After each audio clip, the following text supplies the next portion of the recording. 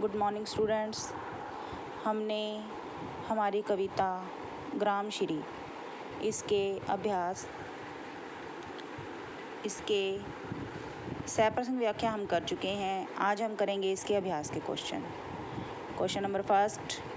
कवि ने गांव को हरता जनमन क्यों कहा है? कवि ने गांव को हरता जनमन अर्थात प्रत्येक व्यक्ति के मन को आकर्षित करने वाला कहा है, क्योंकि गांव की प्रकृति की छटा अत्यधिक मनमोहक है। वह मरकत के खुले डिब्बे के समान सुंदर है। उस पर नीले आकाश के आच्छादित अर्थात छा जाने से उसकी सुंदरता और भी बढ़ जाती है। वहाँ का वातावरण शांत एवं संदिग्ध है।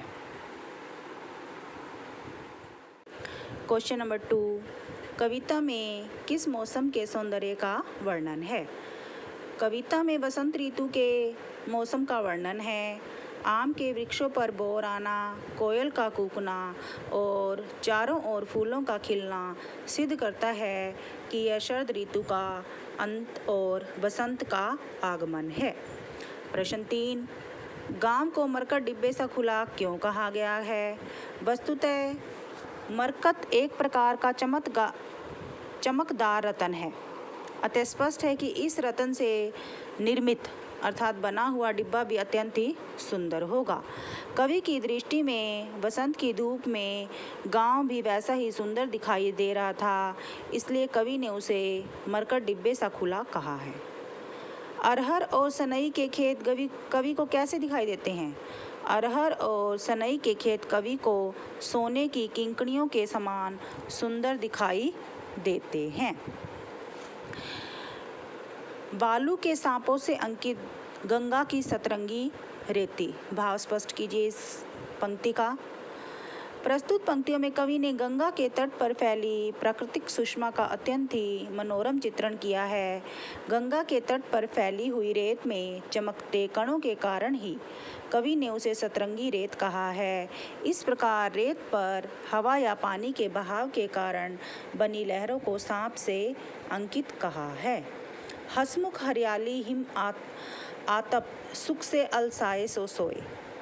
इन पंक्तियों में कवि ने ग्रामीण अंचल में फैली हुई सुंदर हरियाली का उल्लेख किया है और कवि ने बताया है कि हरियाली हंसती हुई सी लगती है और सर्दी की धूप में सुख का अनुभव करती है। कहने का भाव यह है कि कवि ने हरियाली का मानवीकरण करके उसके सौंदर्य को अत्यंत ही आकर्षक रूप प्रस्तुत किया है। निम्नलिखित पंक्तियों में कौन सा अलंकार है? तिनकों के हरे हरे तन मन पर। हरे हरे में पुनरुक्ति प्रकाश अलंकार है। हिल हरित रुधिर है रहा झलक। हिल हरित में अनुप्रास अलंकार की छटा है। हरित रुधिर में विशेषण विप्रेय अलंकार है। प्रश्न नंबर 7। इस कविता में जिस गांव का चित्रण हुआ है वह भारत के किस भूभाग पर स्थित है? इस कविता में जिस गांव का वर्णन हुआ है वह भारत के उत्तरी भूभाग में स्थित है। Okay, thanks.